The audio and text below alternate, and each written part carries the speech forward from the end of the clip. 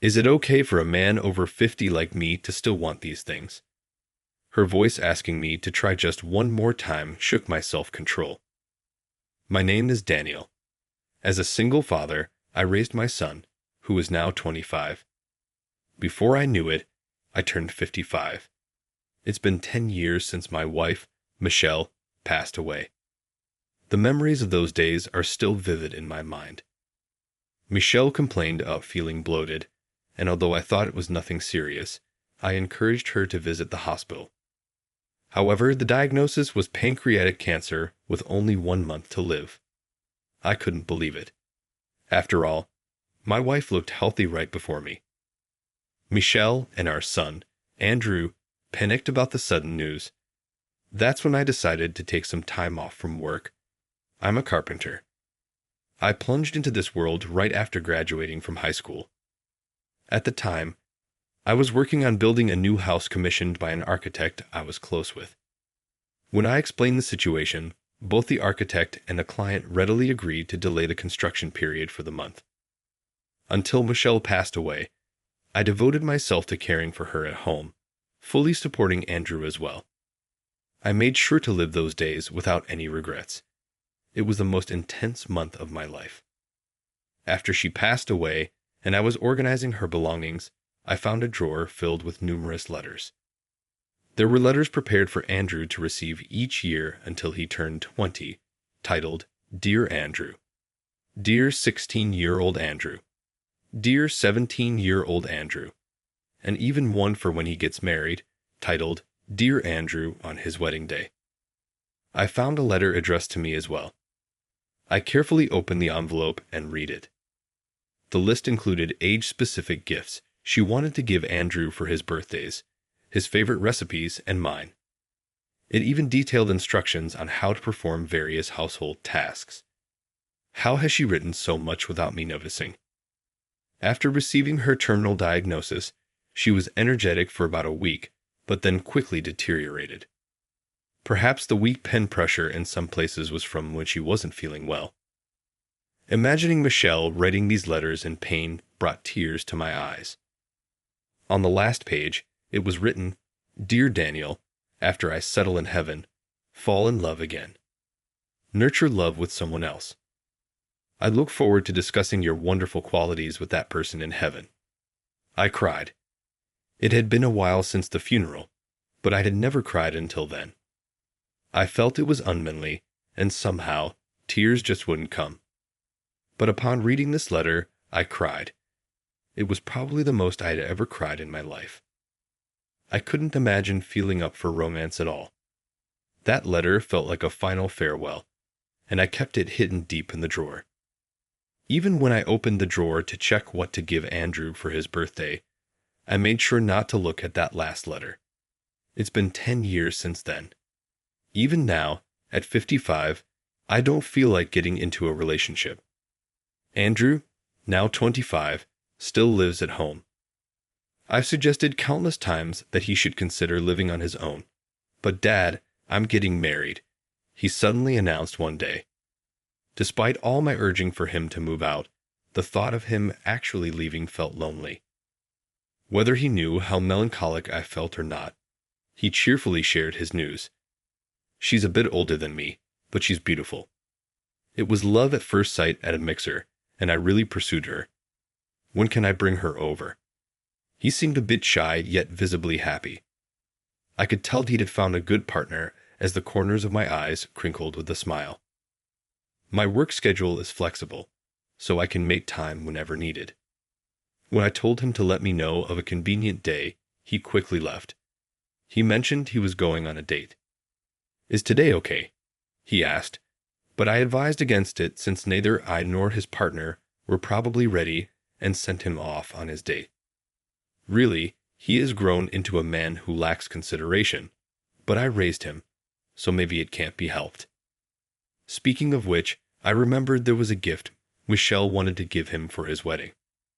For the first time in a long while, I rummaged through the drawer. I hadn't opened the drawer for 5 years since the letters were meant to be given to him only until he turned 20. As I was searching through the drawer, a piece of paper fluttered down. A glimpse of Dear Daniel caught my eye. It was the last page of that letter. The letter that was supposed to be at the bottom of the drawer had fallen out. It was as if it was insisting on something. What could it be? Laughing off the sudden feeling, I put the letter back deep in the drawer. 1 week after Andrew announced his engagement, he brought his fiancée to meet me. "I am Jessica. Nice to meet you." The woman who looked me straight in the eye was 28, 3 years older than Andrew. "It seems you were nervous too, Daniel." Taken aback by her comment, I was momentarily confused. Turning to Andrew, I noticed he was frowning. "Dad, your shirt is inside out." "Ah, shoot."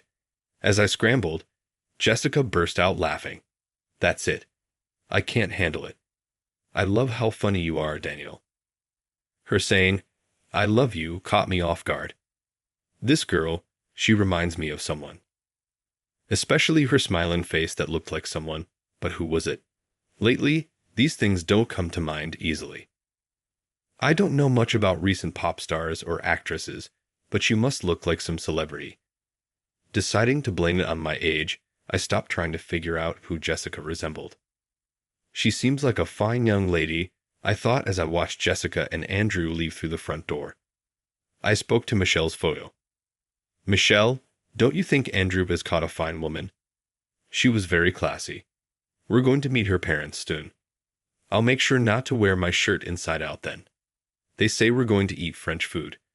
Remember we went just once? The napkins and all those knives were quite a hassle. Her mother is a single mom too. It's good. It would have been hard to face both of them alone." I talked aimlessly and then stood up. It felt like Michelle was smiling a little. On the day of the meal, I checked my shirt carefully and headed to the restaurant in my suit. Andrew was also in a suit, and Jessica wore a beautiful dress. Jessica, who had been checking her mobile phone, turned to me with an apologetic look. "I'm sorry, my mother will be a little late due to work. She wants us to go in first," she said, so we decided to enter the restaurant. The table was set beautifully, with a cream-colored tablecloth, dishes, cutlery, and napkins all neatly arranged. Just seeing this made me a bit nervous. Uncharacteristically, I had studied up on the internet. The napkin, I remembered, goes like this on my lap. As I was about to pick up the napkin, a small shriek from Jessica made me jump. "Hey, what are you doing?" Looking up, I saw Andrew picking up the finger bowl, about to drink the water. But he didn't even understand what he was being scolded for. It seems I should have made Andrew brush up on his manners. "That's not drinking water. Look, this is how you wash your fingers," she instructed briskly. I was suddenly reminded of my high school days. I was often scolded like that too, by a girl who was the class rep and my first girlfriend. Back then, I was planning to go straight into carpentry instead of pursuing further education, so I was quite the troublemaker. I fell for a girl who wasn't afraid to scold me whenever I acted up. Initially, she was my nemesis, but somehow we ended up dating. "All right," she confessed to me. She said she couldn't just leave me be. I never expected a class rep to fall for me, so it was quite a surprise and a delight. Come to think of it, Jessica's way of scolding is a bit like how she used to scold. Now that I think about it, even her face. Wait, what was her name? As I pondered this, a woman appeared, saying, "Sorry I'm late." The face I had just been remembering, now slightly marked by wrinkles, seemed like a doppelganger of the woman in my mind, and I couldn't help but exclaim, could it be? Then I recalled the class rep's name and said it out loud, "Nicole." The woman widened her eyes and looked at me intently. Apparently, she didn't remember right away. "It's me, Daniel. Remember from high school." As I began to explain, realization dawned on her face. "What, Daniel? No way." She seemed hesitant to continue, so I took over. "I've grown a bit, haven't I?" I laughed heartily. Nicole blushed. "Sorry, you've, well, not so much getting fat as becoming more robust." She didn't forget to put a positive spin on it. That's right. She was always like that. You two know each other. We had left the main subjects of the meeting, our children, behind. As I pondered how to explain, Nicole boldly declared, "We were classmates in high school. Actually, we dated back then." The children were visibly shocked by her revelation. I hadn't expected her to disclose that we dated, and it flustered me a bit. As if anticipating my disarray, Nicole blurted out, "There's no point hiding it. Isn't it a miracle? Our children, who we dated in high school, are getting married to each other." She seemed a bit excited. Understandably so, I was excited too. Actually, I was still feeling quite surreal. What are the odds? The conversation flowed freely from then on, and time flew by quickly. Before we knew it, we had finished dessert. Initially, the focus was on the children. I described Andrew as a bit of a show-off, a troublemaker like me, and so carefree that he wouldn't even bother to prepare for occasions like this. Nicole, while being glared at by Jessica, happily talked about how Jessica was so serious and responsible that she never thought she would get married, but was delighted that she could marry such a wonderful person. Then the conversation turned to us. Nicole knew my wife had passed away, as she had heard it from Jessica. She consoled me, acknowledging how difficult it must have been to lose my wife during Andrew's sensitive teenage years and how hard it surely was. Nicole mentioned that she had divorced her husband due to personality differences when Jessica was in elementary school. Her ex-husband quickly remarried, but she had been too busy raising Jessica alone to think about her own relationships, remaining single since then. As we were deep in conversation, I noticed the kids watching us. They seemed to be smirking a bit. "They look good together, don't they?" Andrew commented, looking at Jessica. To which Jessica jokingly replied, "Why don't they just date then? Don't tease us." I glared at them, but Nicole just looked relaxed. "Oh, come on, it's fine. You've become so rigid," she teased. It felt like the roles of the class rep and the mischievous boy had reversed. Despite being a single mother, Nicole had aged gracefully. After chatting for a while longer, we parted ways. I had put on weight, but she hadn't changed much. She usually wears suits for work, and they really look sharp on her. While thinking about this, Andrew and I were walking home. He teased again, "Didn't it seem like there was a good vibe?" At my age, what good vibe could there possibly be? I retorted sharply, but he continued teasing. Hey, could something happen between you two? Furthermore, he added, "Why did you guys break up? It seemed fine." Oh, if you had stayed together, would I not have been born? I decided to ignore that comment. Why did we break up? Ah, that's right. Nicole went to college, and I pursued carpentry. We ended up in a long-distance relationship, and our lifestyles were so different that we mutually agreed to part ways. We had been together for just over a year, starting when we were seniors in high school. As I pondered this, he cheerfully mentioned, "We'll be seeing each other a lot during the wedding preparations, so good luck." Should parents even be this involved in wedding planning? In my time, it was mostly just the couple doing the preparations, but times might have changed. I didn't mind meeting her, though. Indeed, we ended up seeing each other frequently at the planning meetings. Whether or not dresses and tuxedos suited them was one thing, but choosing the color and type of paper for the invitation seemed trivial to me.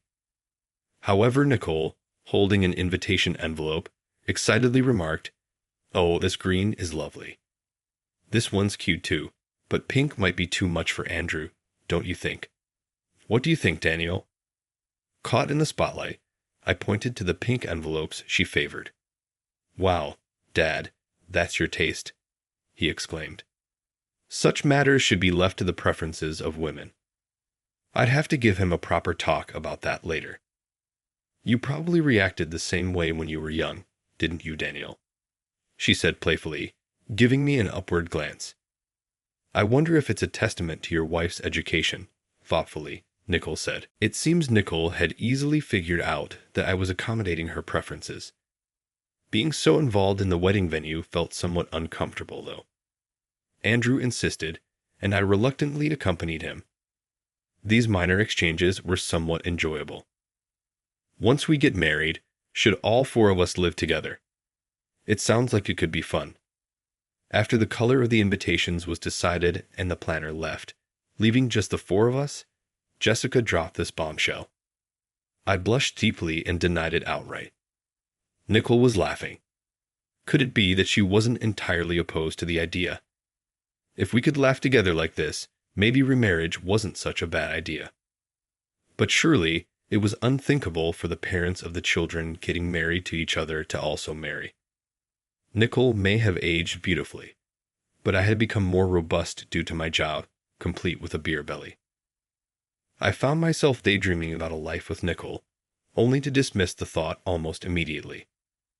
Though it was a bit exhausting, the thrill of our enjoyable conversation lingered as Andrew and I returned home. The house felt unusually cold and bleak. Perhaps it was a backlash from the happy feelings I had just experienced. One photo frame in the living room caught my eye. I realized I hadn't spoken to Michelle in a while. I stared blankly at her photo. The dust-covered frame felt like a blow to my head, proof of my recent neglect. I picked up her photo and wiped off the dust. "Sorry about this, letting so much dust gather," I said softly. Of course, there was no reply from her. What was I getting so carried away about, thinking about romance at this point? "I'd be doing you wrong, wouldn't I?" I muttered again. There was a noise from behind. I wondered if Andrew had overheard my disheartened voice. After that, I started making excuses to avoid going to the planning meetings I was invited to. Although work was a bit busier, I simply didn't feel like attending. Nicole, with whom I had exchanged contact details, occasionally sent me messages to check in with the results of the planning meetings. However, I ignored those messages too. A grown man indulging in romance seemed undignified. Yes, I feared that if I kept meeting Nicole, I wouldn't be able to stop my feelings. I didn't deserve to face Michelle. To dispel my feelings for Nicole, I polished the photo frame until it sparkled. Then, a few months later, the day of Andrew and Jessica's wedding arrived. Since I hadn't replied to Nicole's messages, it felt awkward to face her, so I just exchanged brief greetings and then paced restlessly in the lobby, striking up idle conversations with relatives on the groom's side. As the reception began, things got busy. I toasted with guests and made small talk. Nicole was doing the same. Somehow, I felt relieved that there was some distance between us, because Nicole looked breathtakingly beautiful in her finery.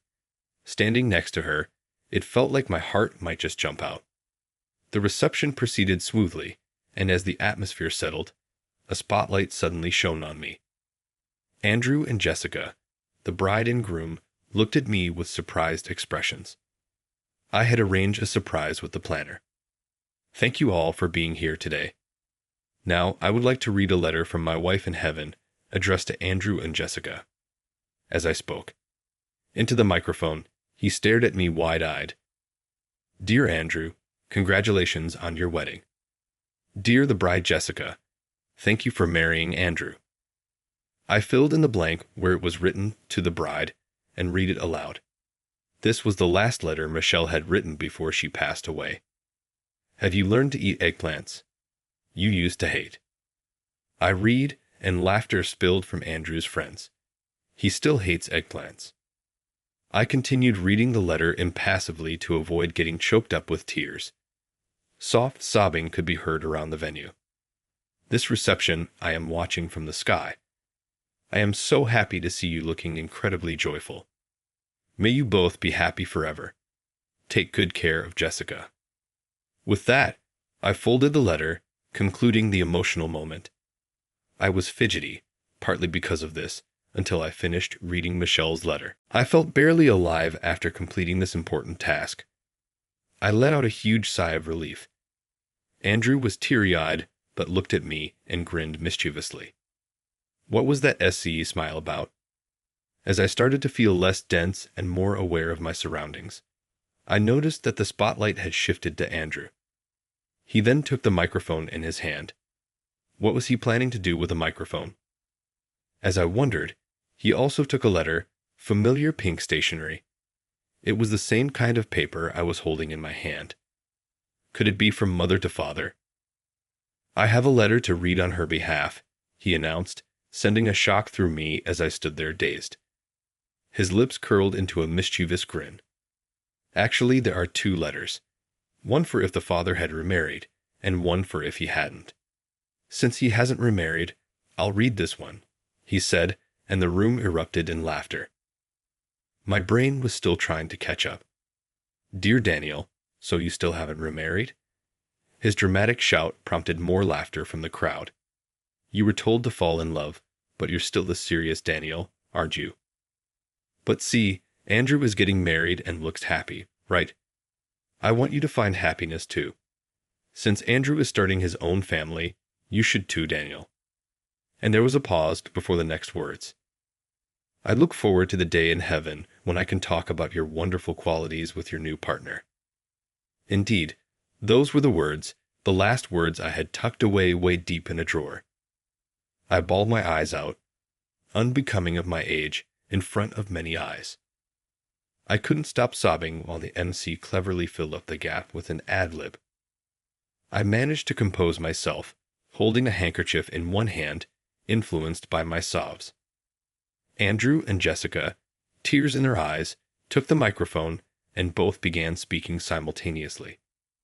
Mom, Dad, Nicole, and I exchanged surprised glances. We've decided to read a letter from both of us to both our parents. Andrew and Jessica began speaking in turns. I was quite the troublemaker, he confessed. His words sent a wave of laughter through the crowd. And I was the typical class rep, she added. This time laughter enveloped the bride's side of the room. Dad was a troublemaker too. The spotlight turned to me. I had a bad feeling about where this was heading. Mom was also a class rep. Nicole's eyes widened in surprise. I am forever grateful to my dad, who raised me alone. I am forever grateful to my mom, who raised me alone. Their words synchronized perfectly. And now I will be happy with Jessica, he added. I too will be happy with Andrew, she said. And so the two said together, please make sure Dad and Mom are also happy. I could tell that Nicole was shivering next to me. When I try to look at Nicole, Andrew suddenly shouts, Dad. Startled, I look straight at Andrew again. Talking with Mom in heaven, that must be Nicole's job. Hearing him shout that, I panic. Don't say such reckless things. You're making Nicole uncomfortable. As I say that, Jessica grabs the microphone. Mom, it's not so bad, right? Hearing her words, I finally look at Nicole, who has her face covered with her hands, blushing to her ears. Then Nicole's lips move. It's not something I should say in front of everyone. Nicole whispers to me in a voice so low that only I can hear. I know you care deeply for Michelle. Those words stir my heart, and they make me hopeful. Should I, a man over 50, still hope for such things? But shall we try it just one more time? Her whispered continuation shakes my self-control. Andrew and Jessica seem to hear it as they are both smiling broadly, trying not to look at their faces.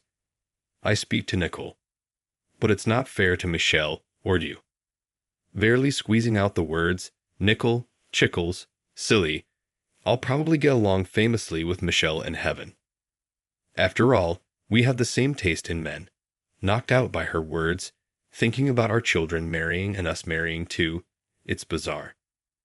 Concerned about looking foolish in front of relatives, friends of our children, I let go of all such worries and embraced Nicole.